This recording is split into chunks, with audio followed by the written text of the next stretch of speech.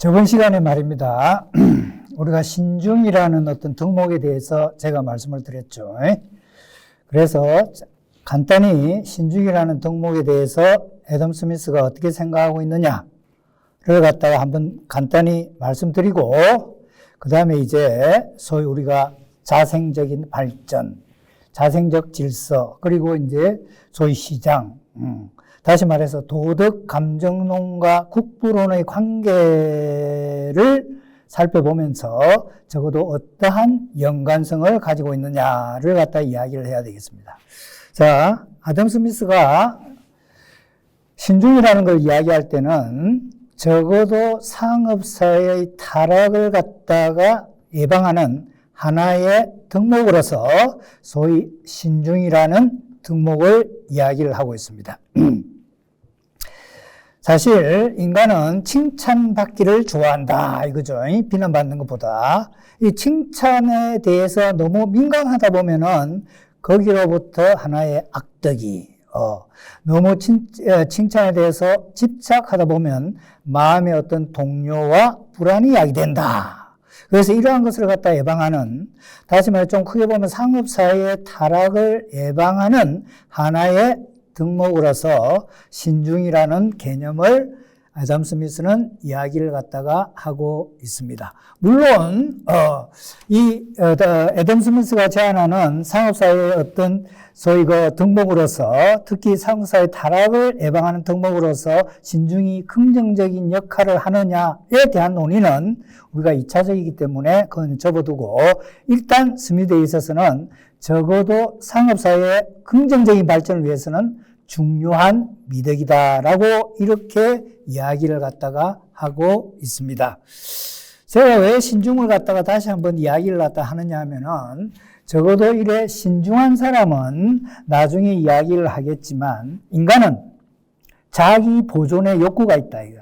자기 보존의 욕구라는 것은 다름 아니라 적어도 자기 이익에 더 관심을 가지고 있다 이거죠. 이제 이게 적어도 이제 나중에 자생적 질서 또는 시장과의 어떤 관련 속에서 이야기가 되고 있으니 신중에 대해서 이야기를 하는 겁니다. 그래서 소위 이제 이러한 신중한 사람은 허영을 갖다가 최소화시킨다. 그럼에도 불구하고 사실은 이 신중이라는 개념은 이기적인 덕목입니다. 왜냐하면 적어도 타인의 행복보다는 또는 타인의 건강보다는 자기 자신의 건강, 재산, 행복 이런 점에 주안점을 두기 때문에 적어도 이제 이 신중이라는 개념은 소위 어떤 이기적인 어떤 하나의 덕목이다라고 이렇게 애덤 스미스는 규정하고 있습니다. 그래서 이 신중한 사람은 무엇보다도 안전을 추구한다 이거죠. 안전을 추구한다. 예. 안전을 추구한다는 게 뭐냐면은 예를 들어 사업을 하더라도 그 밑에 이제 나오겠지만 신중한 사람은 소위 모험적이지 않다 이거야. 조심스럽다 이거야. 그리고 어떤 자기가 상업활동 또는 어떤 기업을 운영한다 할지라도 소위 더 큰 이익을 갖다가 얻기보다는 지금 현재 벌어들이고 있는 이익에 만족한다 이겁니다. 그리고 신중한 사람은 항상 어떤 언어에 있어서 기교가 없다. 그래서 간결하다, 겸손하다 이렇게 봅니다. 자, 그래서 애덤 스미스는 신중이라는 어떤 개념을 갖다가 이야기를 갖다가 한다 이거야. 그러나 애덤 스미스에 있어서 신중이라는 것은 존중은 할 수 있다. 우리가 존중은 할 수 있다 이거야. 그리고 유쾌한 성품이다라고 이렇게 규정을 합니다. 그러나 이 신중이라는 것은 거기에도 나와 있지만 가장 매력적인 어떤 덕목이다.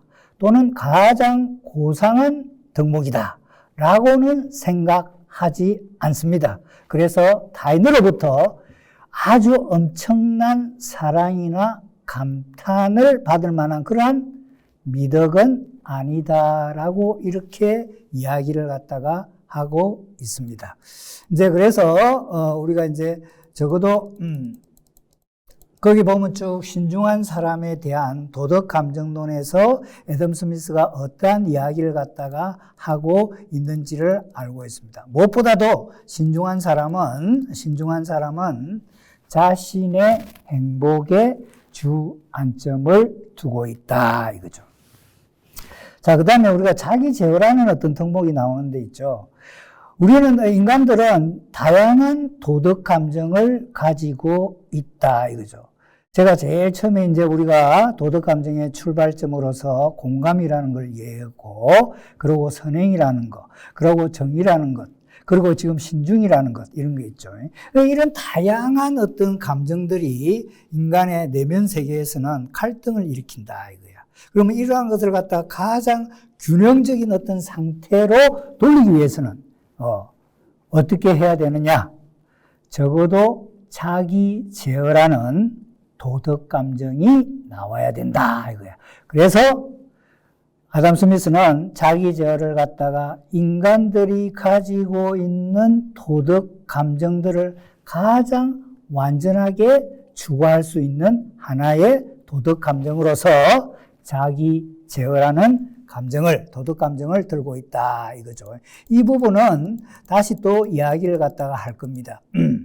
자, 그래서 이제 적어도 이제 우리가 이런 정도로 하고, 그 다음에 이제 우리가 해야 될 부분은 소위 자기 이익과 시장. 이 부분은요, 이제부터 이제 강의는 도덕 감정론과 국부론을 연계시켜서 이야기를 갖다가 합니다. 제가 제일 처음에 우리의 출발점은 애덤 스미스는 첫째, 자유방임주의자가 아니다. 둘째, 애덤 스미스는 자본가의 미덕을 칭송하는 사람이 아니다. 셋째, 아담 스미스는 자본 축적, 그걸 갖다가 칭송하는 사람이 아니다. 그리고 넷째, 애덤 스미스는 채소국가론자가 아니다.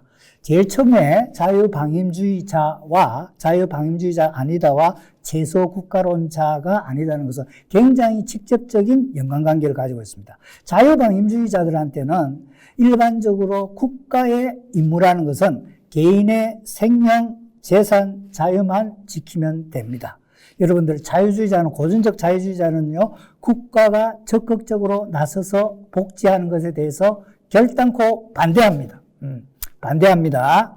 그래서 채소국가라는 것은 어떤 뜻이냐? 여러분들이 아마 야경국가, 치안국가 이렇게 배웠을 겁니다. 그게 이제 오늘날 채소국가 또는 채소정부 이렇게 한다. 그래서 일반적으로 소위 이런 자유방임주의를 주장하는 사람들은 국가의 임무로서 복지를 설정하지 않습니다. 물론 최소한의 복지는 인정하고 있지 않느냐라고 반론을 제기할 수도 있습니다. 물론 최소한의 복지는 인정을 합니다. 그러나 사실 그걸 엄밀한 의미에서 보면은 소위 국가가 해야 할 임무는 최소한도로 한정시킨다. 그러면 그 최소한도가 뭐냐? 개인의 생명과 재산과 자유다 이거죠. 자, 국가여, 너는 왜 나의 자유를 지키지 않느냐? 그래서 헌법에 기본권이 보장되어 있습니다. 국가여, 너는 왜 재산을 갖다가 보호하지 않냐? 그래서 재산권이 규정되어 있습니다. 사실 자본주의에서 가장 중요한 것은 이거죠. 다 중요하다고 할 수 있겠지만 특히 재산권 이거예요. 미국의 헌법에서 미국이 독립전쟁을 하고 나중에 이제 헌법 제정을 할 때 가장 중요시 여겼던 것이 재산을 어떻게 보호할 것인가의 문제입니다. 물론 거기에도 개인의 생명 재산 또는 뭐 개인의 행복 추구권 이런 것들이 있지만 사실은 핵심적인 사항은 재산이었다 이거죠. 자, 그래서 이제 우리가 자기 이익과 시장 갈로 열고 자생적 질서라고 그랬죠. 일반적으로 애덤 스미스의 시장을 우리가 해석할 때 하나의 자생적 질서로 봅니다. 자생 질서는 뭐냐? 인위적인 질서가 아니란 말이에요. 자연, 역사가 발전하면서 자연적으로 생겨난 질서. 그래서 자생적 질서. 그러면 이러한 자생적 질서 속에서 이거죠. 인간은 뭐다? 자기 이익을, 타인의 이익보다 자기 이익에 더 관심이 있다. 그래서 시장 속에서 자기 이익을 추구합니다. 자, 그래서 스미스의 이론적 모델은 거의 있듯이 자기 이익적인 동기부여가 토대야. 도덕감정론과 국부론은 다 함께 자기 이익에 대한 동기부여예요. 그렇기 때문에 자기 이익이 과다하게 될 때 문제가 발생하기 때문에 애덤 스미스는 인간이 가지고 있는 본연의 도덕감정으로서 이러한 자기 이익이란 동기부여를 절제하시오. 그래서 아까 제어라는 게 나온다 이거야. 자, 그래서 도덕감정론과 국부론은요, 자기 이익을 추구한다. 이게 자기 이익은요, 자기 보존의 욕구입니다. 자신을 보존해야 된다. 우리가 홉스에서도 있어서, 홉스의 어떤 정치 심리학의 어떤 출발점이 뭐냐? 자기 보존의 욕구야. 그럼 자기를 보존한다. 그럼 자기의 어떤 이익. 제가 여기에서 자기 이익이라는 셀프 인터레스트는요, 일반적으로 이기심이라고 이렇게 번역이 됩니다. 그런데 나는 이기심이라고 하면은 한국말로 번역했을 때 조금 문제가 되지 않을까 해서 자기 이익이라는 걸 쓴 겁니다. 그래서 자기 이익을 추구하는 인간들이 도덕적 영역이라는 도덕감정. 그래서 평화롭게, 경제적 영역은 국부론. 그때도 이야기를 했죠. 애덤 스미스는 도덕 철학자라서 그의 도덕 철학이 4부로 구성되어 있는데 2부에서 다루는 게 윤리학이고 4부에서 다루는 게 정치 경제학이다. 정치 경제학이 국부론으로 윤리학이 소위 도덕 감정론으로 이렇게 됐단 말이에요. 그래서 인간들이 도덕적 평화롭게 그리고 경제 영역에서 생산적으로 더불어 살아가는 방법을 하기에는 상호 보완적인 시도다 이거예요. 제가 여기에서 여러분한테 사실은 학계에서 논쟁이 되고 있는 애덤 스미스 프로그램 해가지고 아담 스미스 문제라는 게 있어요. 그런데 내가 거기에 대해서는 자세하게 강의를 하지 않고 간단히 여러분한테 미리 설명을 드리겠습니다. 애덤 스미스는 보통 애덤 스미스를 해석하는 사람이 애덤 스미스는 도덕감정론에서 인간의 이타심, 국부론에서는 이기심, 상호 모순되지 않느냐라고 이렇게 주장하면서 그게 애덤 스미스에서 나타나는 문제다 또는 모순이다라고 이야기합니다. 제가 결론적으로 이야기하면 그건 모순이 아닙니다. 국부론을 단지 우리가 자기 이익이라는 관점에서만 보면 이거죠. 도덕감정론을 갖다가 생략할때 보면은 그런 식의 오해가 일어날 수가 있습니다. 그러나 제가 항상 이야기해서 도덕감정론은 국부론을 해석하기 위한 철학적인 토대다 이거예요. 그렇기 때문에 소위 여기에서 보면 상호 보완적인 시도다 이겁니다. 그래서 그거는 우리가 단선적으로 도덕감정론에서는 애덤 스미스가 이타심을, 국부론에서는 이기심을 주장했다. 이런 식으로 해석은 너무나 편협한 해석이다라고 이렇게 볼 수가 있습니다. 자, 그래서 여기 보면은 상호보완적인 시도다. 그러고 있죠. 이제 우리가 애덤 스미스는 자본주의 사회 이렇게 안 합니다. 그 당시에는 상업사회. 그래서 상업사회의 시민의 덕목으로서 우리는 모든 상업사회에서 다 상인이야. 상인이란 말이야. 그래서 상인으로서 가져야 할 덕목으로서 애덤 스미스는 정직성, 정확성, 이게 상업국가의 주요 덕목이다라고 이야기합니다. 그러면서 그게 나오는 게 근면해야 된다. 근력해야 된다. 정직해야 된다. 인내해야 된다. 이 인내가 왜 갑자기 거기에 인내가 나옵니까? 자, 보세요. 애덤 스미스는 상업사회의 타락을 방지하기 위해서 인간은 단기적인 자기 이익을 추구하기보다는 이거죠. 당장의 눈앞의 이익을 추구하기보다는 적어도 장기적인 자기 이익의 관점에서 소위 접근해야 된다라고 이렇게 합니다. 그래서 나오는 게 신중이라는 미덕이에요. 자, 그래서 이런 식으로 하고 이 자기 이익이라는 것은 당연히 자기 보존의 욕구 또는 사실 자기의 자기를 먼저 사랑한다. 자기애는 미덕도 악덕도 아닙니다. 자기를 타인보다 나는 내 자신을 더 사랑한다. 그것은 비난받을 만한 그러한 덕목이 아니에요. 자기애는 어디에서 또 똑같냐? 자기 보존의 욕구야. 그래서 이 자기이익은 자기 보존의 욕구에서 비롯된다 이거예요. 그러면서 루소는요 이런 이야기를 합니다. 루소도 마찬가지야.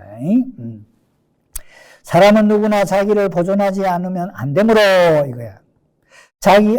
가장 소중한 것은 자기 보존에 끊임없이 마음을 쓰는 일이다. 우리는 자기 보존을 위해, 그 다음 나오죠. 자신을 사랑하지 않으면 안 돼. 자기 보존의 욕구, 자기 이익, 자기애. 이게 가장 긴밀한 연관성을 가지고 이야기가 되는 겁니다. 자, 모든 것은요, 애덤 스미스에서도 자기애가 아까 미덕도 학덕도 아니야. 그런데 모든 것을 때 과할 경우에 문제가 된다. 과할 경우에. 우리가 그때도 제가 이야기했지만 과유불급이라. 지나치지도 모자라지도. 그래서 그걸 갖다 우리가 좀 보면은 중용의 미덕이다. 사실은요, 이 중용의 미덕은 아리스토텔레스에서 주장되는 겁니다. 그리고 이 보면은 사실은 이제 이 애덤 스미스에서도 이러한 중용의 미덕, 항상 우리가 그랬죠. 도덕 감정론은 개인의 행위의 적정성을 다룬다. 이거야.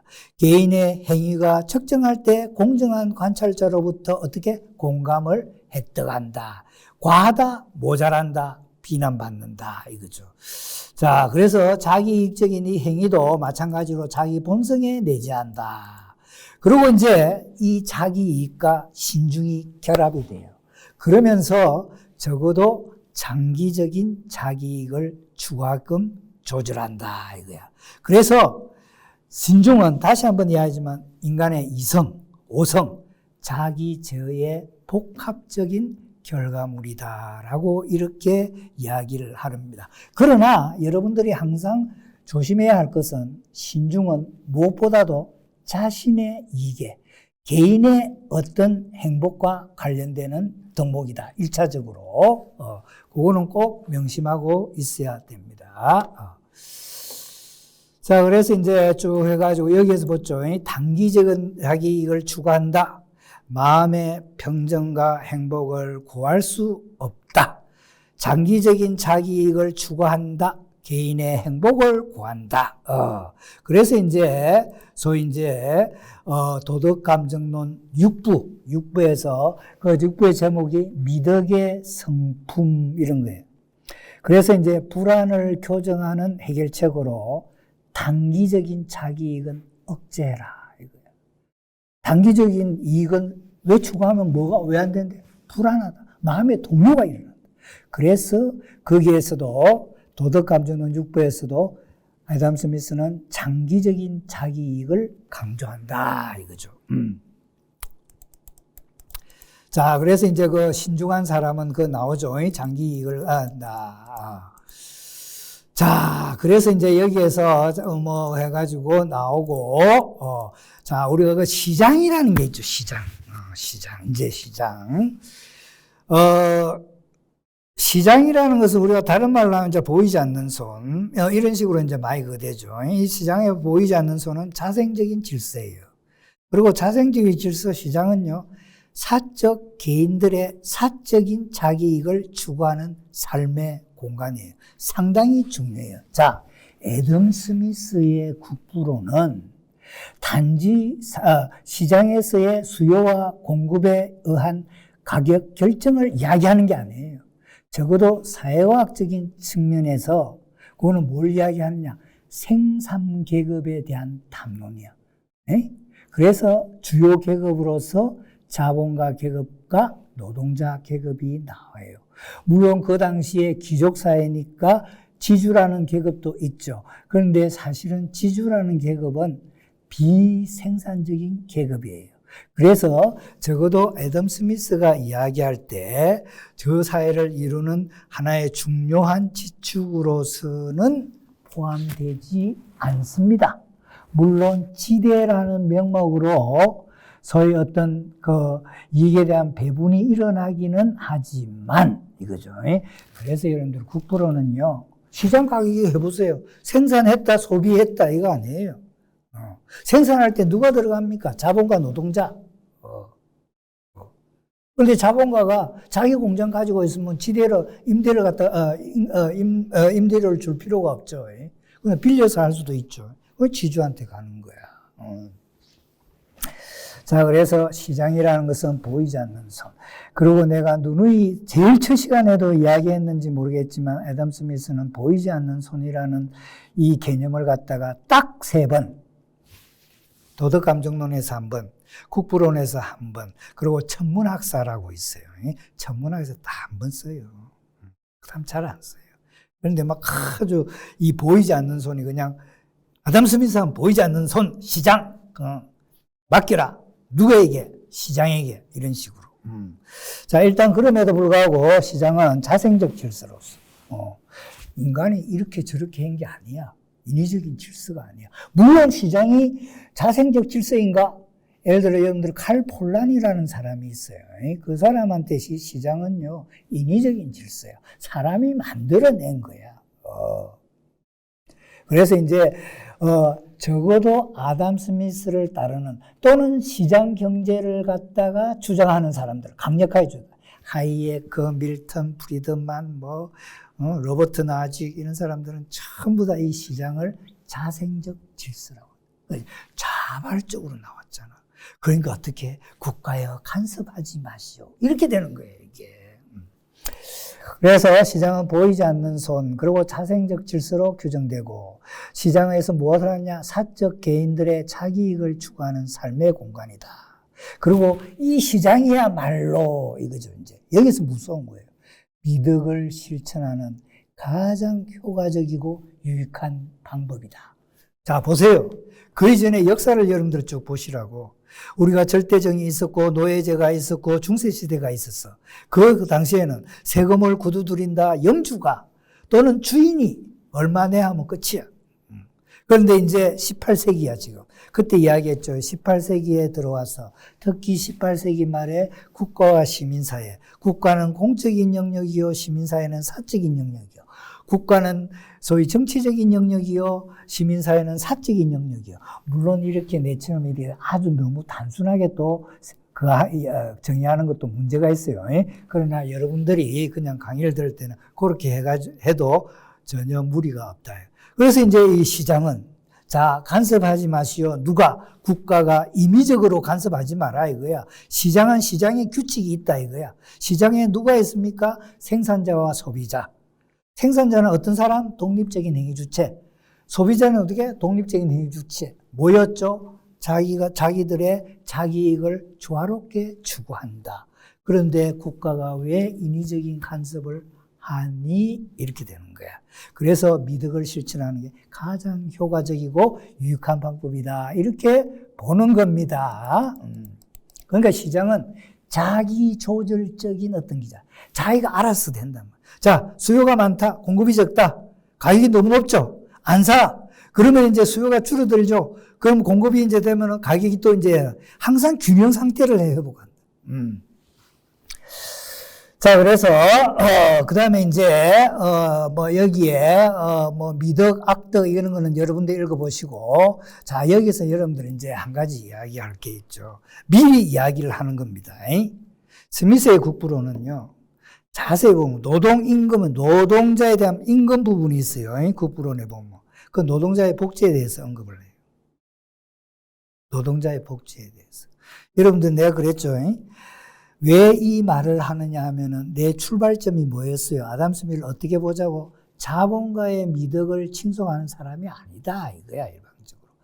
애덤 스미스는 시장 경제를 주장한다. 맞다. 그러나 일반적으로 우리가 시장 경제를 주장한다. 라고 해서 그게 이꼴 자본가의 미덕을 칭송한다. 또는 자본 축적을 칭송한다. 라고는 해석할 수는 없다. 이거. 그게 굉장히 직선적인, 단선적인 소위 그 동등화 관계는 이루어지지 않는다 이겁니다. 그래서 제가 실제로 여러분들이 국부론을 읽어보시면, 그리고 여러분들 봐봐. 인간이 아무리 자기 행복에 대해서 관심을 가지고 또 자기 일에 대해서 관심을 가진다 할지라도 공감해서 뭐라고 합니까? 연민과 동정심이 있다. 이거는 타인의 행복에 관심을 가진다라고 이야기를 했죠. 그래서 우리는 두 가지 측면을 다 봐야 돼. 그러면서 이제 스미스는 국부론에서 있죠. 노동자의 복지에 관해 언급합니다. 그러나 노동자가 불리한 상황에, 사회적으로 불리한 상황에 처해 있다라고만 하지 아주 이걸 갖다가 구체적으로 어떻게 해야 한다 라는 점은 별로 그렇게 이야기하지 않습니다. 그러나 노동자가 단순 작업에 소위 종사하다 보니까 노동자의 정신적인 한패화가 온다. 그래서 나중에 국부론 뒤에 가면 노동자의 정신적인 비폐화를 예방하는 것으로서 노동자도 교육을 시켜라. 이렇게 나오는 겁니다. 그 정도.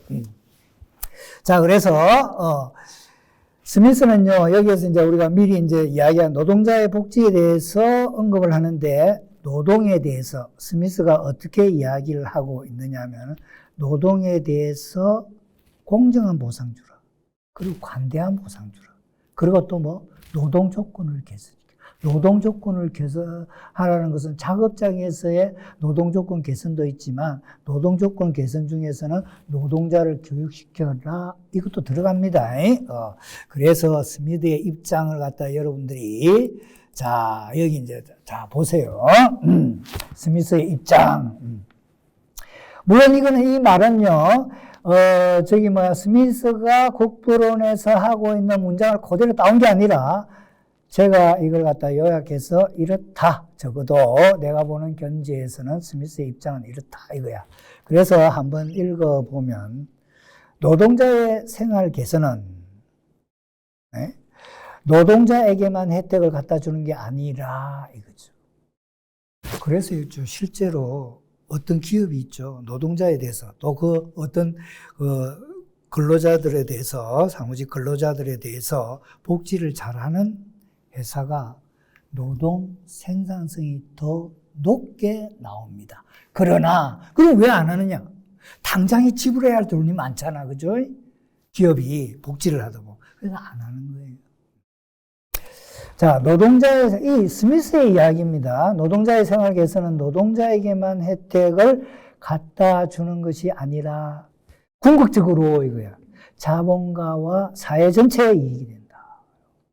이런 의미에서 국부론 1편의 주제는 노동 생산력의 진보, 어떻게 분업을 통해서 이거죠. 진보와 개선의 원인과, 자 보세요. 노동 생산물이 이거죠. 노동 생산물이 나왔죠. 여기에 다 가격이 이윤으로, 지대로, 임금으로 다 배야되죠. 이 다 가격이 우리 소비자가 지불하는 거야, 결국은.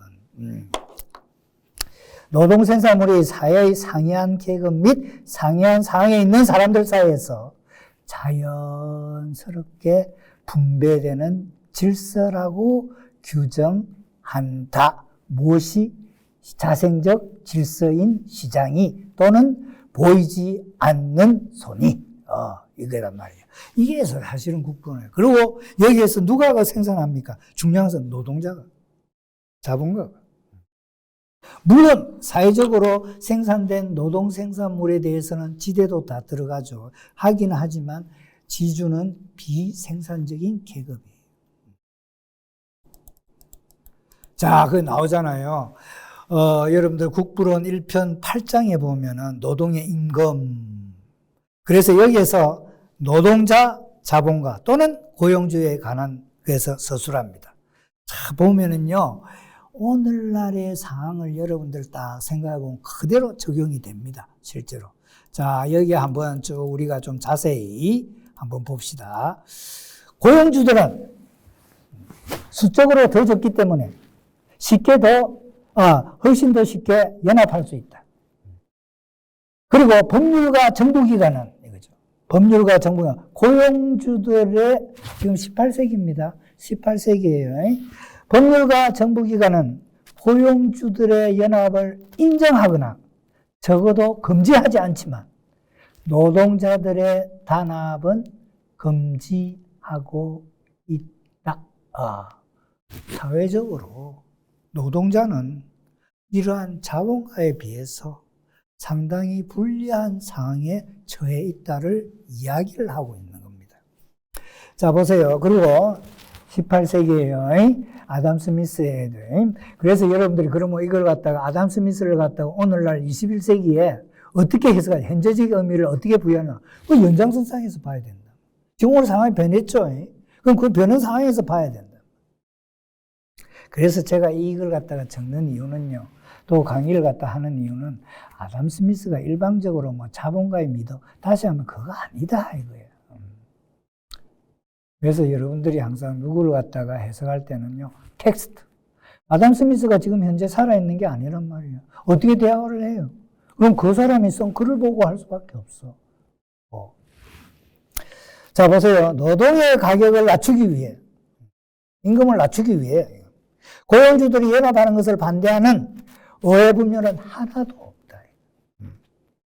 그러나 노동의 가격을 올리기 위해 노동자들이 단합하는 것을 반대하는 의회 법률은 많다.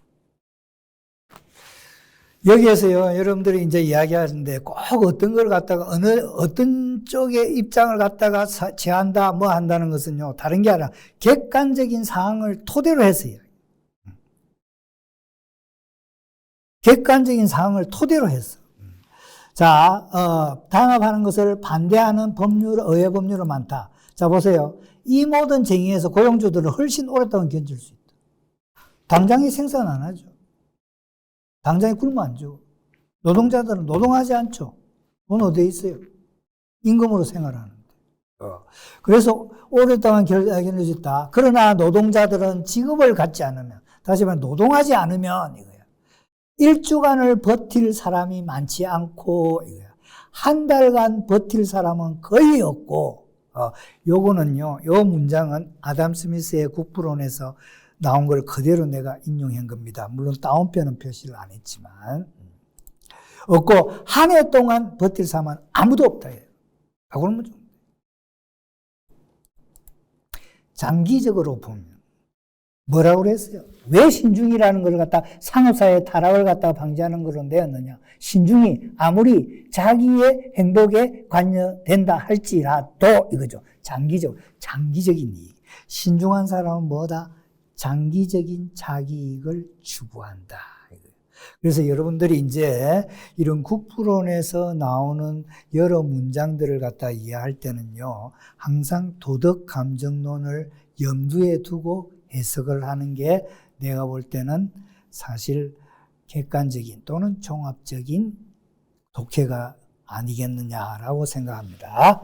장기적으로 보면 노동자가 고용주를 필요로 하는 것과 마찬가지로 고용주도 노동자를 필요로 할 것이지만 이거죠. 그 필요성은 노동자가 고용주를 필요로 한 만큼, 큰 만큼 직접적인 것은 아니다. 왜? 노동자 지금 당장 먹고 살아야 돼.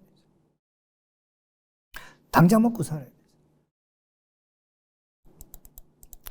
그래서 이제 하면서 이런 식으로 이제 노동자의 그 당시의 상업사회에서 노동자가 처해 있는 상황을 보면서 애덤 스미스가 이런 이야기를 할 때는 노동법이라는 게 소위 제정되지 않았던 거예요. 노동법은요, 공장입법은 1834년에 제정이 돼요. 그 뒤에 한참, 아담 스미스 죽고 40여년 지난 후에, 특히 거기에서 쟁점은, 공장입법의 쟁점은, 어린아이, 공장에 가면요, 7세, 8세, 9세가 수두룩해요. 임산부 수두룩해요. 그래서 거기 공장입법에서 한 가지 중요한 것은 어린아이가 어디를 가야 돼? 공장에 오는 게 아니라 교육을 받아야지. 임산부가 일이 안 된다면. 그래서 10시간으로 노동시간을 10시간이에요. 10시간으로 제한하자. 물론 이 입법은, 공장입법은 19세기 중반 정도에 제정이 되기는 했지만 실질적으로 제대로 시행되지는 않았어요. 그만큼 뭐예요? 법이라는 게 한쪽에 대해서 유리했다 이거예요. 자, 그래서 임금의 적정성, 자 이렇게 이제 노동자가 그거 했단 말이야. 그래서 여러분들이 이 문장을 읽고 이런 것들을 현재적으로 어떤 해석을 해내야 된다. 현재적인 해석이라는 건 지금 상황이라면 아담 스미스가 뭘 보고 어떻게 생각할 것인가 이걸 생각해야 된다. 우리가 18세기 아담 스미스가 했던 걸 갖다 일일이 암기할 필요는 전혀 없어요. 적어도 이러한 문장이, 이러한 아담 스미스의 생각이, 텍스트가 오늘날 어떠한 의미를 부여받을 수 있는가, 요걸 여러분들이 생각을 해야 된다 이거예요. 고전이 의미가 있는 것은 그 사람이 어떤 고전 작가가 무엇을 이야기했다가 중요한 것이 아니라 이거예요.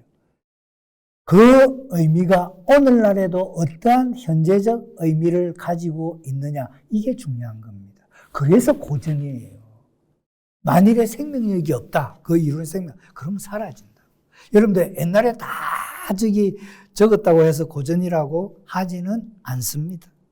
그게 오늘날까지도 우리에게 시사해 주는 바가 상당히 크기 때문에, 그리고 설령 기원전의 이야기를 하고 또 더 앞서의 어떤 세계에서 이야기를 했다 할지라도 이거죠. 오늘날 의미를 갖다가 여전히 가지고 있다. 이게 고전이에요.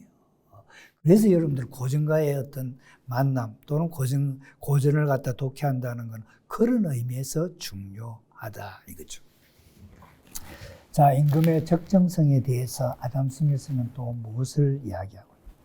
자, 보세요. 이거는 아담 스미스가 국부론에서 하고 있는 이야기를 내가 별로 많이 변화를 시키지 않고 그대로 가져온 거예요. 물론 다운표는 안 했습니다.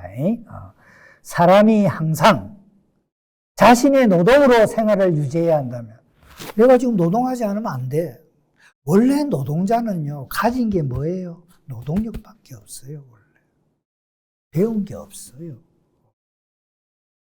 18세기에 부르주아지라, 우리가 프랑스 혁명이 일어날 때 소위 프랑스 혁명을 부르주아 혁명이라 한단 말이에요. 그때 부르주아는 제3계급이에요. 그 제3계급을 갖다가 그 시민계급이라고 하는데, 그 시민은 뭐냐 하면은 재산과 교양을, 재산이 없으면 안 돼. 그리고 교양도 있어야 돼. 노동자는요, 재산도 교양도 없어. 그냥 가지고 있는 거는 뭐다? 자기 쉽게 이야기하면 몸뚱아리다. 노동력이다. 그래서 이 육체적인 노동을 하지 않으면 이거죠.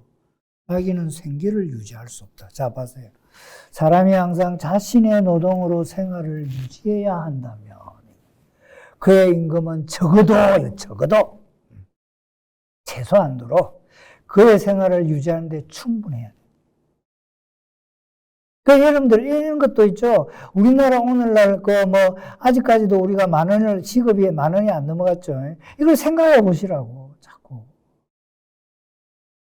누구 편을 든다. 너는 그래서 노동자고 잡하다. 이런 이야기 하지 말란 말이에요. 그건 아주 몰상식한 이야기예요. 이 상황을, 객관적인 상황을 놓고 이야기를 해야 돼요. 그의 임금은 적어도 18세기에 한다는 거. 항상 여러분들이 명심해요. 나 18세기에 한 걸 갖다 읽고 있어. 그럼 지금 21세기야. 연장을 시켜봐. 아담 스미스가 지금 현재 상황을 보면 무슨 소리를 하겠냐고. 적어도 그의 생활을 유지하는 데 충분해야 한다. 한 가족을 부양하기 위해. 한 가족을 부양. 내가 결혼했단 말이야. 한 쌍의 부부의 노동은 맞벌이 하는 거예요. 그때는 맞벌이 안 하면 안 돼. 지금도 우리나라 어때요? 우리나라 상황 보면 맞벌이 안 하면 안 돼요. 물론 아주 돈이 많아서 그런 사람은 굳이 그거 안 해도 되지만, 그런 게 인구의 몇 프로가 되겠어. 한 가족을 부양하기 위해서 한 쌍의 부부의 노동은 최하급의 보통 노동. 아주 정말로 전문성이라고는 하나도 없는 단지 육체적인 노동을 한다 할지라도 이 이야기예요. 최하급의 보통 노동에서도 이거야. 그들 자신의 생존을 유지하는데 정확히 필요한 것보다 좀 더 많이 벌 수 있어야 한다. 여러분들이요, 이 문장이 좀 의심스럽다 하면은 국부론의 원전을 보세요. 이게 이 번역이 그렇게 틀린 번역이 아닐 겁니다. 자, 보세요. 다시 한번. 한 가족을 부양하기 위해서 한 쌍의 부부의 노동은 최하급의 보통 노동이에요. 아주 내가 진짜 단순 노동. 노동에서도 그들 자신의 생존을 유지하는데 먹고 살아야 된다. 식주. 네, 정확히 필요한 것보다 정확히. 자, 100원이 필요하다. 한 것보다 좀 더 많이 벌어야 돼. 벌 수 있어야 한다. 이거예요. 자, 그래서 이제 이렇게 이제 쭉 했어요. 그 당시에 이제 보니까 이제 서서히 이제 계급이 분화되기 시작한다. 공장이 생기기 시작한단 말이야. 내가 그때도 아마 했지만 맨체스터나 리프블이나 뭐 이런 데 전부 다 시골이야, 시골. 그런데 이제 상업사회와 도래하고 공장이 서서히 생기고 여러분 잘 아시면 18세기에 뭐가 일어납니까? 산업혁명. 그래서 어떤 과학기술 문명과 자본이 결합한다고. 그게 이제 초기 소위 자본주의야. 그래서 초기 자본주의에서는 뭐 노동자의 열악한 상태는 이로 말할 수 없다. 그거는요, 여러분들 찰리 채플린의 무성영화 있죠. 그거 보시면 돼요. 물론 나도 그때 안 살았기 때문에. 노동자들이 사는 거는 굴다리 미치고, 다 떨어진데, 대충, 옷도 막 하고. 그런데 이제 이렇게 하면서 그 당시에 이제 노동자의 결과적인, 이름에도 불구하고 이제 결과적인 도덕적 노동자에게 가져온 것은 뭐냐? 자, 보세요. 노동자는 문제를 신속하게 해결하기 위해 언제나 큰 소리를 투정한다. 고용주들도 노동자를 향해 큰 소리를 지른다, 이거예요. 그리고, 야! 일 안 하고 파업한다! 엄격한 법 집행을 요구하죠. 오늘 한국에도 많죠. 그래서 치안판사의 도움을 소리 높여 요구한다. 요 지금 문장은요, 애덤 스미스가 그대로 한 이야기야. 결과적으로 노동자들은 거의 아무런 이익도 얻지 못한다. 노동자들은 당장의 생존을 위해 굴복할 수밖에 없는 필연성 때문에 어떻게 굴복한다. 그래 해야지. 지금도 마찬가지입니다, 여러분들. 노동자가 있죠. 해고됐단 말이야. 기업에서. 아마 법적인 다툼을 아주 소위 고용주가 명백하게 잘못을 하지 않는 이상은요, 거기에서 소송에서 이긴 확률은 거의 없어요. 예를 들어 고가 성적을 온다든가 뭘 하든가 이래서 우리가 해고했다. 그럼 할 말 없어요. 그래서 이제 보세요. 노동자에게 가해지는 것은 주모자의 처벌이다. 저 사람이 쓸데없이 선동을 해서. 그래서 우리 나오잖아요. 주모자 처벌하시오. 이렇게 나옵니다. 오늘날 이렇게 이제 어떤 우리가 유럽 사회를 갖다가 볼 때는요, 이렇게 일방적으로 못 합니다. 일방적으로 못 해요. 이제 내가 그랬잖아. 지금 이제 이게 애덤 스미스가 하는 이야기가 18세기죠. 19세기 말부터 되면은 노동자를 위한 정당이 유럽에서는 다 생깁니다. 다 생겨. 제일 필두로 내가 알다 1875년 독일의 사회민주당을 필두로, 그게 19세기 말이죠. 다 생겨. 쫙 다 생겨. 노동자 정당. 그러니까 예를 들어가지고 사회민주당이라는 것은 일반적으로, 물론 그게 이제 각 나라마다 사회당이라 쓸 수도 있고 사회민주당 쓸 수 있습니다. 다 다르기 때문에 그냥 사회민주당, 독일을 갖다 예를 들어 간단히 이야기. 그러면은요, 예를 들어 노동자의 권익이 보호 안 된다. 그러면 어떻게 노동조합이 있죠. 이제 노동조합이 굳건하다. 그럼 정당이 있죠. 그럼 정당은 뭐냐? 노동자를 위한 정책을 쓴다 이겁니다. 내가 항상 이야기하지만 유럽의 정치인들은 굉장히 마음씨가 좋고 한국의 정치인들은 마음씨가 안 좋아서 이런 것은요 적어도 사회과학적인 생각이 아닙니다. 모든 것은 현대 사회에서는 자신의 이익을 관철시키기 위해서는 조직화돼야 돼요. 노동자의 이익을 갖다가 대변할 정당이 있다는 거예요. 그래서 그 사람 유럽 그래서 되는 거예요. 우리는 상대적으로 아주 미약하죠. 그래서 안 되는 겁니다. 간단해요. 사람들이 그걸 알아야 돼요. 그러나 우리에 있어서는 선거철에 보면 똑같이 나타나죠. 그 부분에 대해서는 생략하고. 자, 그래서 있죠. 자, 보세요. 이제 이런 것들을 갖다 이야기했다. 그리고, 자, 보세요. 애덤 스미스는 원칙적으로 자본에 대한 이윤, 토지에 대한 지대, 노동에 대한 임금, 이게 이제 소위 이른바 자본주의 사회 분배 원칙이야. 내가 지금 이 노동자만을 왜 당신은 인용을 합니까? 라고 하는 것은 그때도 이야기했죠. 내 출발점이 맨 처음에 이야기했던 게 자본가의 미덕을 칭송한다? 아니다. 노동자에 대해서 얼마든지. 그래서 이게 조화로운 질서를 이룩해야 된다. 그게 애덤 스미스가 나중에 이야기했지만 자연적 자유체계예요. 곧 나올 겁니다, 이게. 이제. 그런데 이러한 속에서는 항상 여러분들이 생각할 게 인간의 도덕 감정. 인간은 도덕적인 존재로서 행위의 적정성 속에서 행위하고 있다라는 것을 여러분들이 염두에 둬야 됩니다. 그래서 도덕감정론과 국부론을 갖다가 이 연관성 속에서 애덤 스미스의 이러한 모든 것들을 이야기해요. 가격도 마찬가지예요.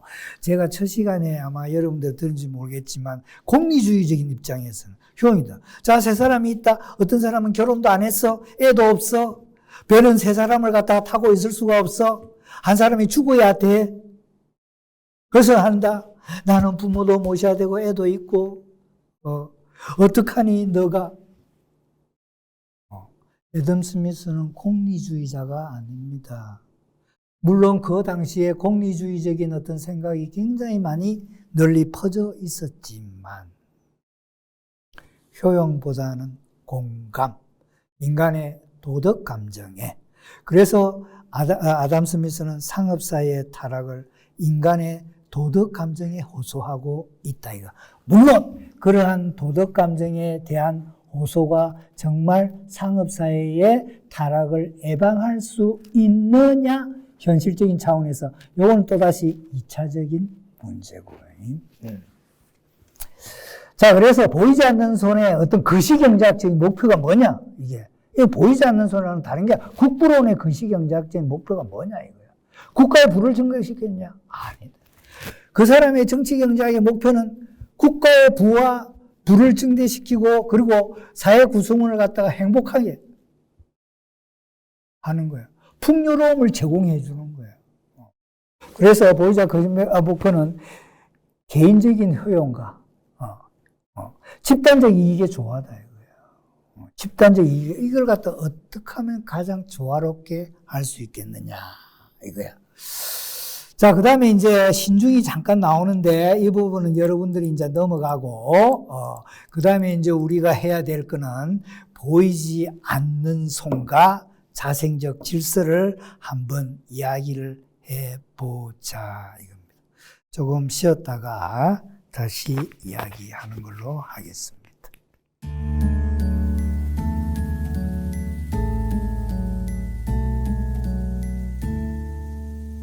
자, 우리가 아까 자기가 어떤 시장. 그래서 이제 다시 한번 이게 계속 연속적으로 되는 겁니다. 보이지 않는 손과 자생적 질서. 다시 한번 말씀드리지만 시장은 하나의 자생적 질서다. 그리고 우리는 이제 시장을 표현할 때 애덤 스미스에서 보이지 않는 손 이런 식으로 이제 된다. 그래서 이제 애덤 스미스는 적어도 이제 소위 시장 경제를 지지하는 사람. 이건 맞습니다. 이건 시장 경제를 지지한다는 데서 이론의 여지가 없어. 그러나 이제 그 내용을 갖다가 볼 때 우리가 그걸 어떻게 해석해야 하느냐, 이게. 애덤 스미스는요, 실제로 우리가 시장지상주의자, 뭐 이런 어떤 이야기가 있는데, 시장지상주의자는 아닙니다. 항상 애덤 스미스가 국부론에서 이야기하는 시장은 가장 하나의 이상형이야, 이상형. 가장, 적어도 이제 생산자와 소비자가 도덕적인 어떤 존재자로서, 도덕 감정을 가진 존재자로서 어떻게 가장 적절하게 행위하느냐를 전제해 두고, 그 이야기를 갖다 하는 겁니다. 그래서 보이지 않는 손은요, 먼저 이야기를 하자면은 항상 인간의 도덕 감정을 내포하고 있는 개념이다라고 이렇게 보시면 된다 이거야. 자, 스미스는 보이지 않는 손을 3번 사용한다. 도덕 감정론 국부론 천문학사 이거예요. 그리고 이 보이지 않는 손은요, 다시 이야기하면은, 애덤 스미스가 이제 다운표했죠. 명백하고 단순한 자연적 자유책이다. 이거야. 이 속에서 이거야. 보이지 않는 손은 사적인 이익과 경제적인 효율성을 조화시켜야 된다. 일방적으로 경제적인 효율성을 갖다 주장하는 것도 아니고, 그렇다고 일방적으로 사적 이익을 주장하는 것도 아니고, 어떻게 하면 가장 잘 조화할 수 있느냐. 적어도 이 개념 속에서는요, 공공선이라는, 사회의 공동선이라는 어떤 개념이 내포되어 있다. 이렇게 여러분들이 보셔야 돼요, 사실은. 자, 그래서 도덕감정론과 국부론에서 이거죠. 보이지 않는 손은 자기 이익에 근거해서 하는 행위자들이 상호작용을 한단 말이에요. 그래서 어떻게 하면은 사회적으로 유익한 결과를 초래하는가. 이렇게 합니다. 그래서 이제 스미스는 사회 전체는 개인의 행위로부터 항상 행위의 적정성이 포함되어 있는 겁니다. 개인의 행위들로부터 혜택을 받는다. 그래서 사회가 발전한다. 그래서 국가가 발전한다. 이거예요. 그렇게 하지 않으면 악을 초래한다. 개인들은 이건 그런데 이제 여기에서 있죠. 여러분들이 그 의도하지 않는 결과라는 말을 자생적 발생 이론가, 자생적 질서 이론가들은 의도하지 않는 결과. 자, 보세요.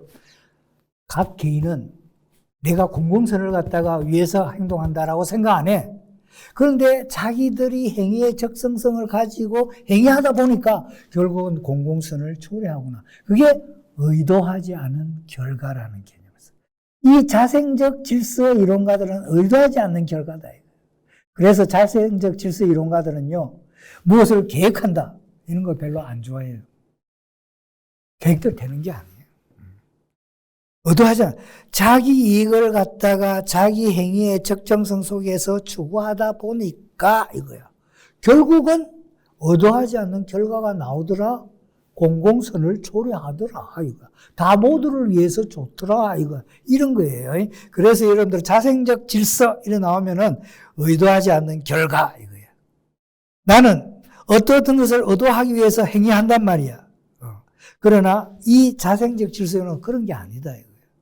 내가 하다 보니까 나의 자기 이익을 갖다가 조화롭게 추구하다 보니까 의도하지 않는 결과로서 사회 전체에 선을 가져다 주더라 이거예요.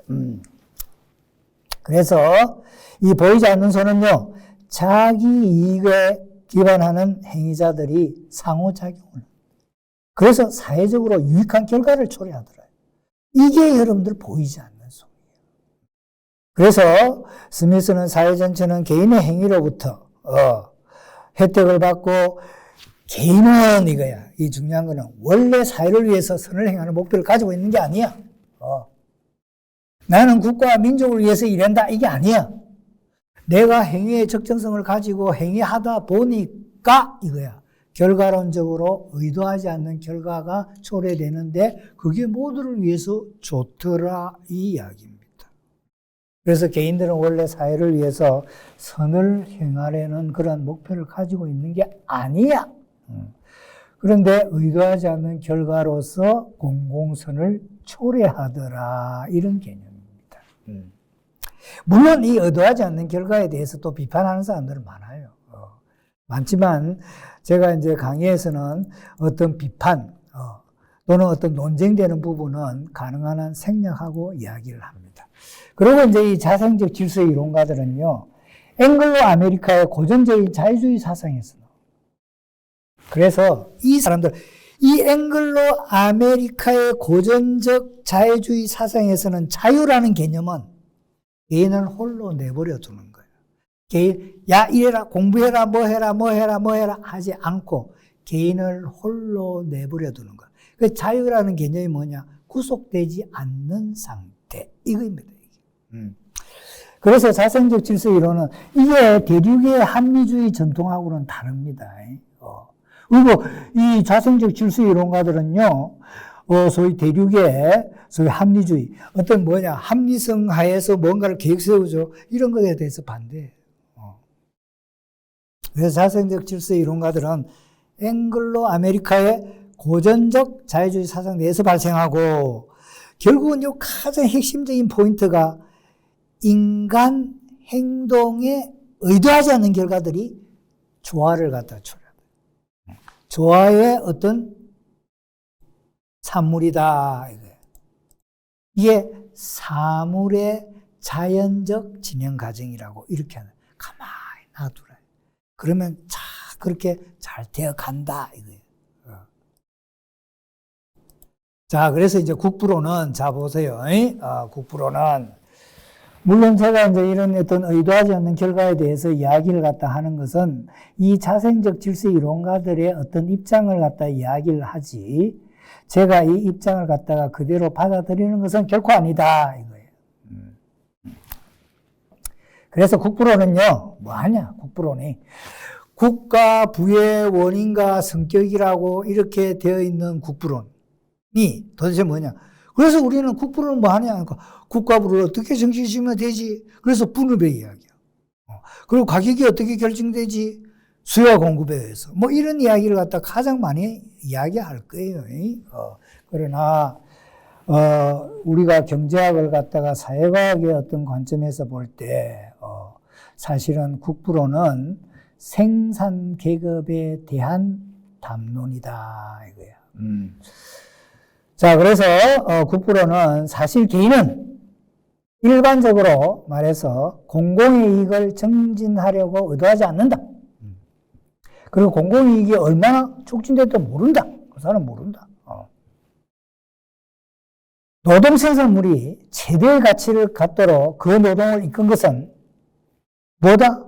자기 자신의 이익을, 자기 이익을 위해서다. 자, 정육점의 주인이 소비자를 위해서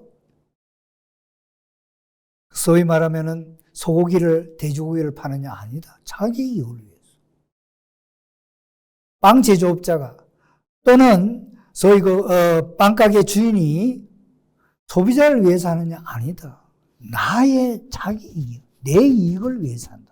그런데 그 이익이 결국은 상대방한테 도움이 되더라. 그런 거란 말이야. 그래서 자기 이익을 위해서다. 이 경우 그는 다른 많은 경우에서처럼 보이지 않는 손에 이끌린다. 보이지 않는 손은 항상 도덕적 적정성 개념을 가지고 있는 겁니다. 그냥 보이지 않는 손, 자연스럽게 된다, 이게 아닙니다. 행위에 적정성이 없으면 안 돼. 그래서 보이지 않는 손 나중에 나오겠지만, 보이지 않는 손이라는 이 개념, 또는 언유 속에 공정한 관찰자가 작용하고 있다.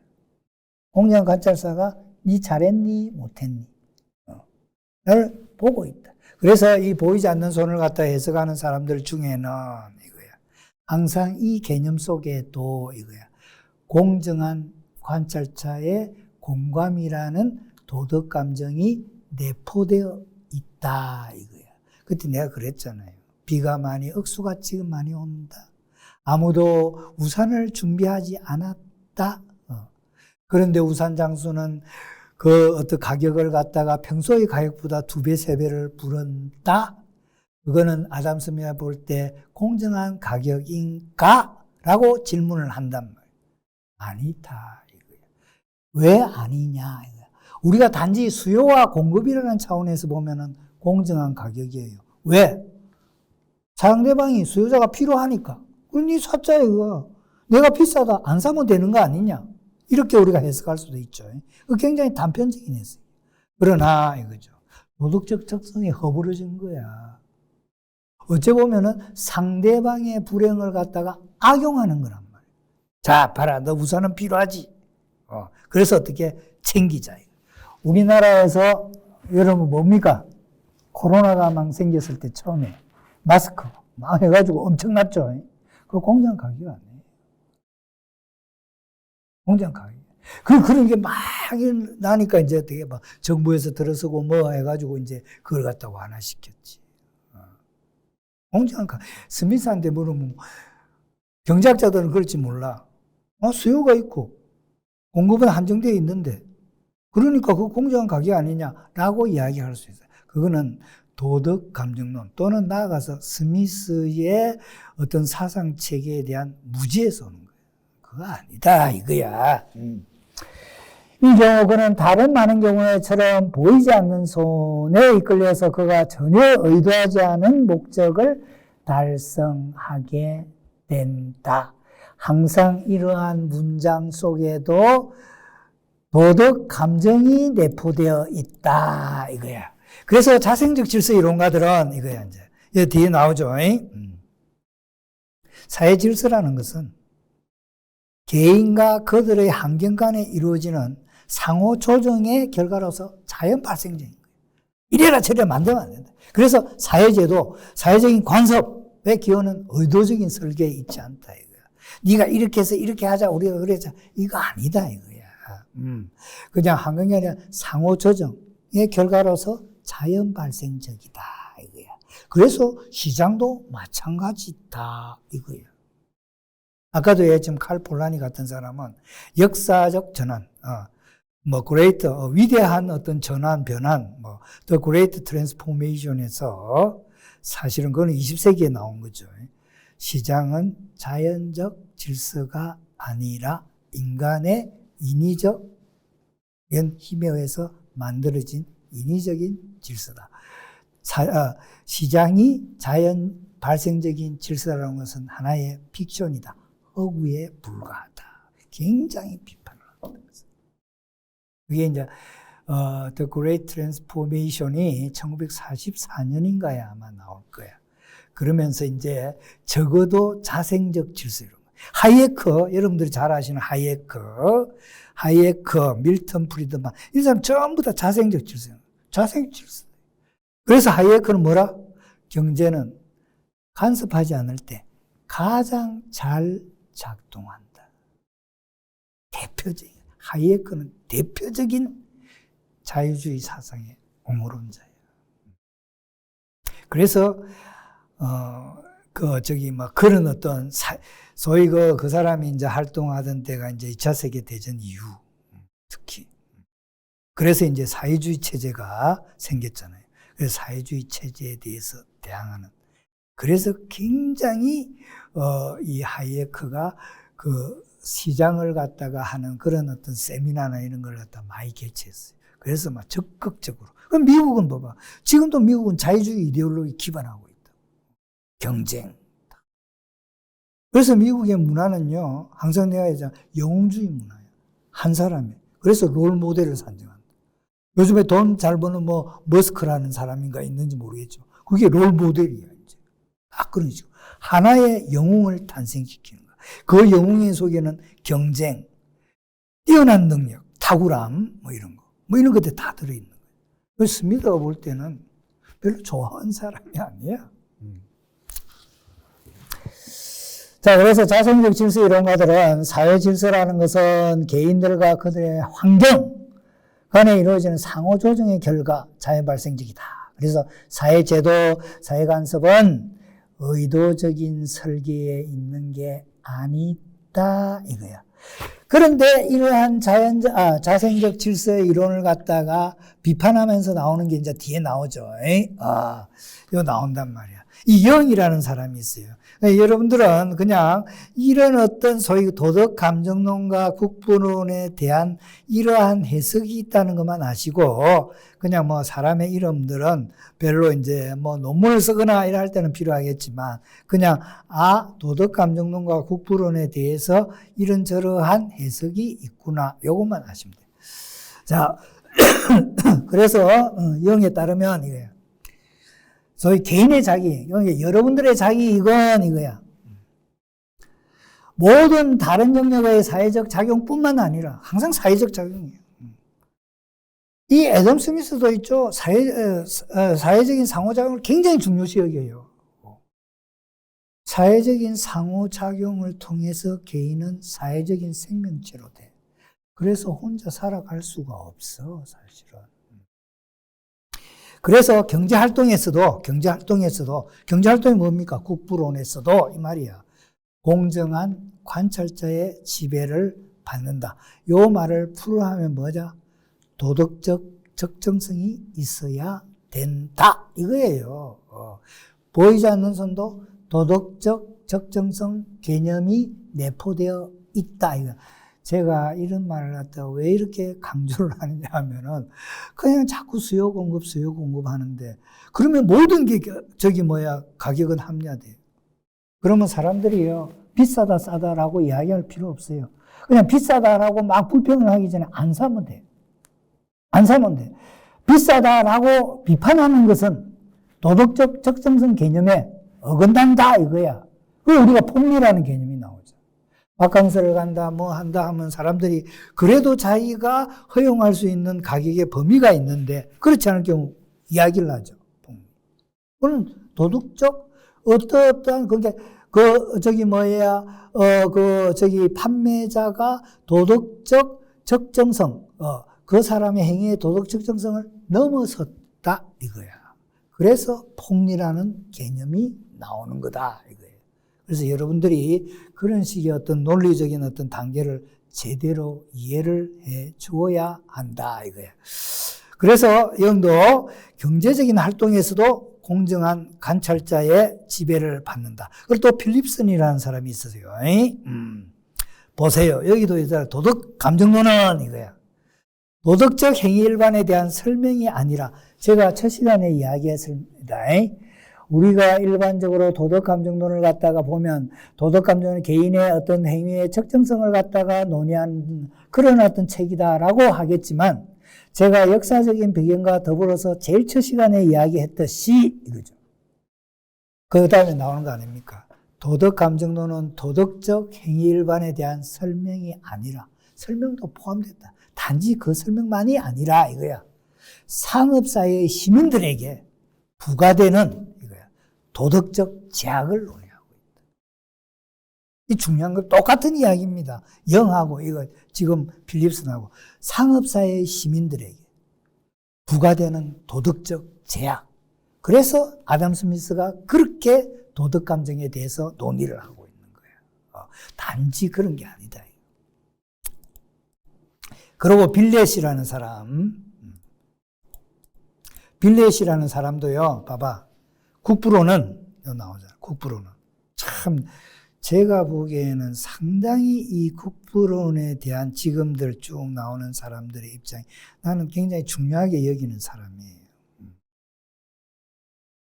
그냥 시장 경제로서 국가에 간섭하지 마라 이런 의미가 아니다. 경제는 간섭하지 않을 때 시장에 맞게 놓을 때 제대로 잘 된다. 시장에 맞게 놓은 거예요. 한국 보세요. 물가가 막 튀어올라. 내가 그랬죠. 유럽은요, 생필품. 우리가 먹는 거. 소시지다, 우유다, 치즈다, 버터다, 과일이다. 이거 비싼 거 없어요. 아마 과일 가격이나 모든 생필품 가격이 제일 비싼 데가 나는 한국이라고 생각하는 사람입니다. 이렇게 딱 이야기를 하면요. 와, 스위스 가니까 우리보다 물가가 더 비싸. 보세요. 환율을 생각하면, 환율을 곱하기 하면요. 한국 돈은 별로 가치가 없어요. 네? 자, 보세요. 스위스 사람이 스위스 프랑을 가지고 여기에서 물건을 사죠. 그 사람은 어떻게 느끼겠습니까? 와, 싸네. 이렇게. 계산해가지고 하니까. 그러나 우리는 정말로 나라의 어떤 생활 가격이 비싸냐 하는 거는 내가 거기 생활하면서 내가 돈을 버는 거야. 자, 스위스 사람이 한국에 생활하면서 예를 들어 월급이나 임금을 받는다고 했을 때 이거죠. 정말 이게 싸냐. 이렇게 봐야지. 다 그러잖아. 달러를 가져와 바꿔가자 하면 어때요? 달러 가격이 막 올라가 있죠, 지금. 우리나라 돈은 상대적으로 평가절하되어 있잖아. 그러면 그 사람들은, 이야, 한국 물가 싸다. 그게 바른, 판단입니까? 아닙니다. 그런데 사람들은 자꾸 그렇게 생각을 한다고. 그래서, 빌레 같은 사람, 9%는, 이거 9%. 9%는 뭐냐? 수요 가격, 수요 공급, 가격 결정? 에이. 9%는 이거야. 정의, 부정의, 사적 영역과 공적 영역 간의 갈등, 자유와 강제의 문제. 그래서 정의로운 경제는 어떤 것인가? 정의로운 경제는 어떤 것인가? 정의로운 사회는 어떤 사회입니까? 이걸 논의하고 있다는 거야. 이걸 논의하고 있다. 나는 참 이런 것들을 사람들이 좀 국부론을 갖다가 하면서 알았으면 정말 좋겠어. 아니, 국부론은 시장 가격을 논의하지 않습니까? 논의하고 있어요. 안 했다는 게 아니야. 그리고 국가가 간섭하지 말라고 했지 않습니까? 그 말은요, 그렇게 하면은 착한 은밀성이 잘못돼서 국가는 임의적인, 경제에 대해서 임의적인, 강제적인 걸 하지 말라고. 나중에 나와요. 중상주의 비판과 관련해서. 왜? 아담 스미스가 자유무역을 강조하고 국가 불간섭주의를 이야기할 때 가장 표적의 대상이 중상주의 정책이야. 중상주의 정책에는 국가가 제조업자, 상인들의 탐욕을 채워주는 걸로 이렇게 아담 스미스는 이해해요. 그거는 누구한테 손해예요? 소비자. 소비자. 정치경제학은 뭐다? 정치경제학은 국가와 국민 모두가 다 풍요롭게 되는 거예요. 풍요롭다는 것은 내가 적은 가격으로, 낮은 가격으로서 내 욕구를 얼마든지 채웠어. 그 이야기예요. 그래서 이게 다시 한번 이야기해요. 국부론은요, 정의와 부정의, 사적 영역과 공적 영역 간의 갈등을, 자유와 강제의 문제를 논의하고, 결국은 정의로운 경제가 뭐냐? 정의로운 사회가 뭐냐, 이 결국. 그래서 아담 스미스가 이야기를 하고 있습니다. 어디에서 하는 거예요, 이게? 국부론에서. 국부론 내가 또 다운표 쳤죠. 다운표 친 거는요, 아담 스미스의 말을 그대로 옮긴 거야. 물론 번역해서 그렇지만. 정의로운 사회, 그거 보세요. 어떻게 나오는지. 통치가 잘 되고 있는 사회.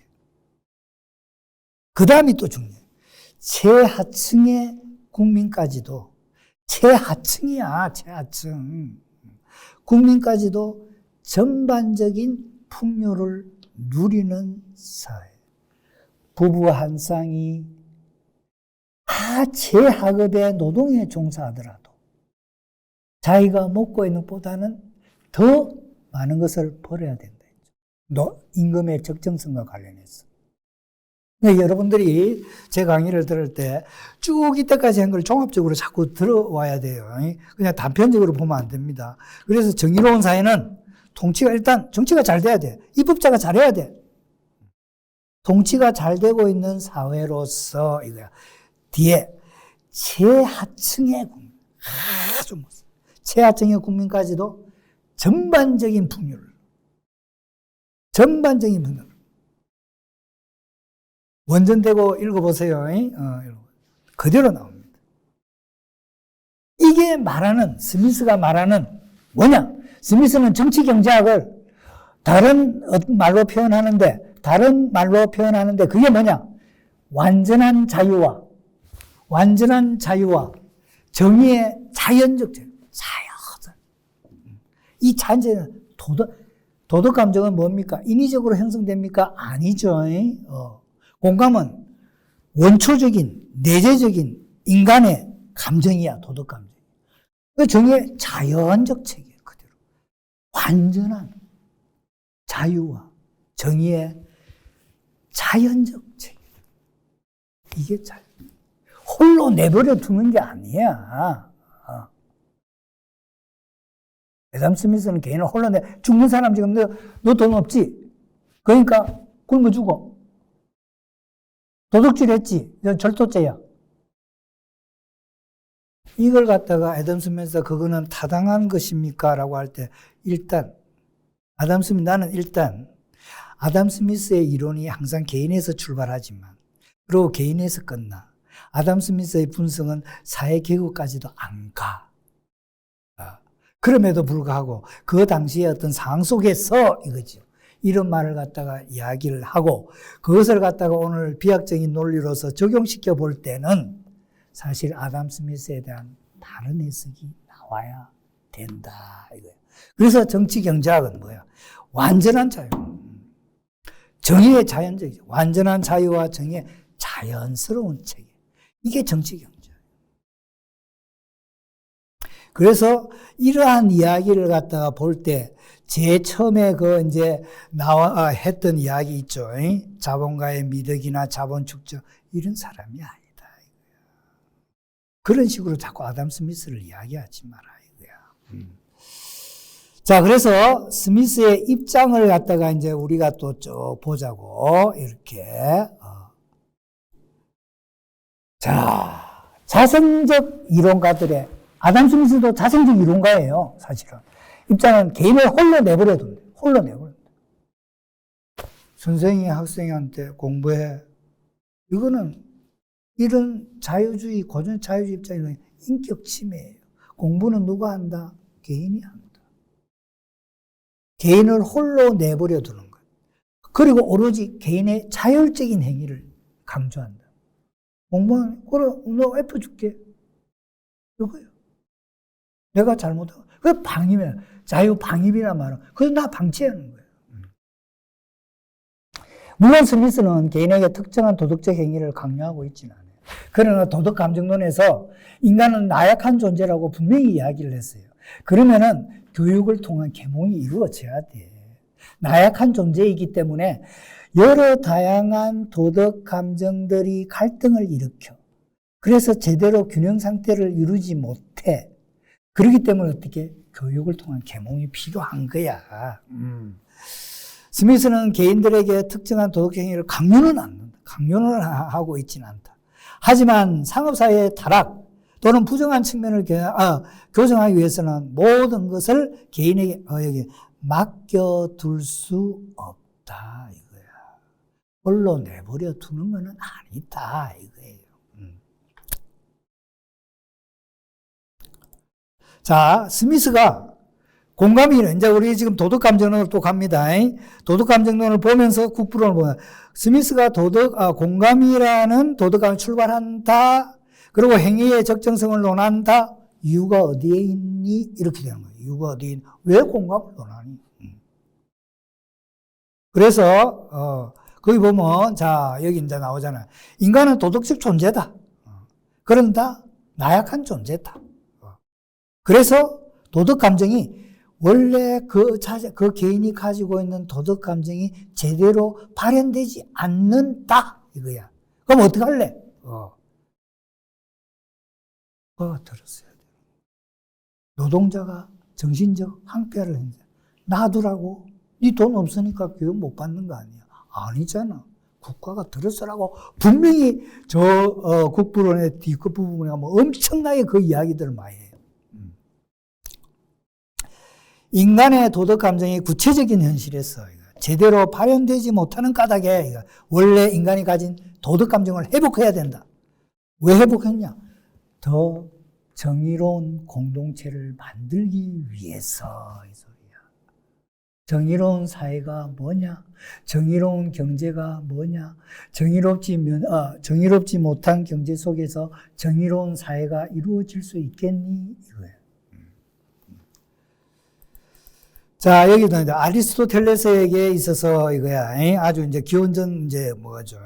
인간 자신의 삶을 정치라는 건 정치. 인간 자신의 삶을 향상하고자 하는 활동, 그게 정치야. 그리고 궁극적인 건 뭐냐? 행복한 사회, 선한 사회를 건설하기 위한 활동이 그래서 정치가 존재하는 겁니다. 안 그러면 정치가 존재할 필요가 없어. 자, 자유주의 사상가들에게 국가가 왜 존재하느냐 하면은 개인의 생명과 재산과 자유를 지켜줘야 된다. 만일에 국가가 그러한 임무들을 제대로 준수하지 않으면, 그러한 임무들을 갖다가 제대로 하지 않으면 어떻게 되나? 국가의 존재 이유는 없는 겁니다. 그거는 로크에서 나와요. 그러면 사회 구성원은 거기에 대해서 저항권이 있어요. 그 저항권에서 정부를 바꿔. 정부 교초예요. 가장.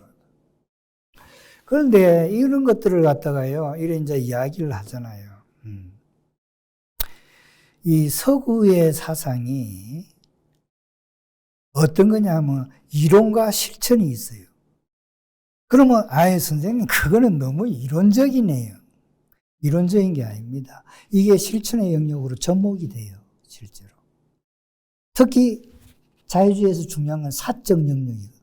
사적 영역 프라이버시에 엄청나게 중요한 거예요. 우리는 이 사적 영역의 공간이 이 자유주의라는 어떤 그러한 사상이 사회적으로 자리 잡지를 않았어요. 우리나라에서 자유주의는 정략적으로 해요. 정말로 그 본래의 어떤 뜻을 저버린지. 보수주의도 마찬가지고. 그게 문제다. 그래서 아리스토텔레스의 정치는 인간 자신의 삶을 개선하고자. 그리고 행복한 사회, 선한 사회, good life. 선한 사회를 건설하기 위한 활동, 이게 정치야. 이걸 갖다 하지 못하면 정치는 존재할 필요가 없어. 그래서 스미스는요, 이런 가운데서 이거야. 사회에서 활발한 상호작용. 이게 인간들 간의 가장 근본적인 행위다. 상호작용. 공감은 뭐다? 인간들 간의 상호작용. 그래서 소통의 기제야. 공감이 존재하지 않는다. 그거는 너무 메마른 사회이다. 건전한 사회가 아니다. 그래서 아담 스미스는 정치 질서나 사회 질서의 토대로서 공감을 이야기하고 있는 겁니다. 자, 스미스는 사회에서 활발한 상호작용, 소통을 위한 거야. 인간들의 근본적인 행위를 본다. 그리고 도덕 감정론과 국부론은, 여기도 티귿이 안 나오죠. 내 컴퓨터가 티귿이 안 쳐져요, 이걸 치면 티귿이. 그래서 하다가 한 번씩 딱 이걸 자세히 보고 쳐야 돼. 하여튼 간에. 도덕 감정론과 국부론은 이와 같은 생각의 바탕을 두고 있다. 사회는 이거야, 사회는. 메마른 게 아니야, 메마른 게 아니라고. 사회는 이거야. 모든 인간이 가지고 있는 일반적인 동료애, 그리고 동료에 대해 마땅히 가져야 하는 감각에 기반해야 돼. 그런 기반 속에서 서로 간의 상호작용. 그래서 서로 간의 도움을 필요로 한다. 상호의존성, 이거야. 그래서 인간사회라는 것은 뭐냐? 인간사회는 이거죠. 인간의 도덕적 성격의 결과 또는 산물이 인간사회야. 그래서 우리가 자꾸 양력 강시. 우리잖아, 경쟁을 해. 우리가 경쟁이라는 것은 그냥 좋은 말이지, 경쟁은 남을 죽여야 되는 거야, 실제로. 냉정하게 따지면. 죽여야 자, 2대1로 경쟁을 한다. 한 사람을 뽑는다. 세 사람이 왔다. 두 사람을 죽여야 돼. 뭐 죽인다는 게 좀 거친 표현인지는 모르겠지만, 이겨야 돼. 그래서 자기가 들어가는 거야. 그래서 인간사회는 인간의 도덕적 성격에 결과이다. 그래서 애덤 스미스가 경쟁을 이야기할 때도요, 자유로운 경쟁. 그 자유롭다는 것은 공정하다는 개념이 들어가야 돼. 도덕적 적정, 내가 다시 한번 계속적으로 반복되지만 도덕적 적정성 개념이 들어가야 돼. 경쟁을 한다. 다 했는데 미리 뭔가를 다 정보를 알았어. 굉장히 중요한 정보들을 다 알았어. 그걸 놓고 들어가서 경쟁했어. 그럼 공정한 경쟁이 아니야. 자유로운 경쟁이 아니야. 그래서 인간사회라는 것은 다른 게 아니고 인간의 도덕적 성장의 결과물이다. 도덕. 이럴 때는 뭐다? 공정한 관찰자의 공감을 받아야 된다. 자, 그래서 스미스의 입장을 갖다가 다시 또 이야기해요. 스미스는 상업사회의 경제활동에서 인간의 자기이익을 강조한다. 스미스의 모델은 국부론이나 도덕감정론은 자기이익이야. 그게 맞아, 그거는. 자기를 무시하는 게 아니라 자기 보존의 욕구. 하지만 이거죠. 이 강조가 경제활동의 또 다른 기본적인 동인의 작동을 배제하는 것은 아니다. 또 다른 기본적인 동인의 작동을 배제하는 것은 아니다라고 하는 것은 밑에 나오죠. 이 동인은 공정한 관찰자의 인정에 대한 요구. 인정이 없으면 아니다 이거예요. 이 동인은 공정한 관찰자의 인정에 대한 요구다. 그래서 공감을 넣는다. 시장에도 공감을 갖다가 공감이라는 도덕감정이 여전히 존재한다 이거예요. 시장은 이거야. 인간의 행동과 동인이 이거죠. 공정한 관찰자의 지배를 받는 한 공간. 시장은 인간의 행동과 동인이 공정한 관찰자의 지배를 받는 한 공간입니다. 그래서 행동의 적정성을 내포하는 장치다. 자, 다시 돌아갑니다. 보이지 않는 손도 마찬가지로 공정한 관찰자의 감시를 받고 있다 이거죠.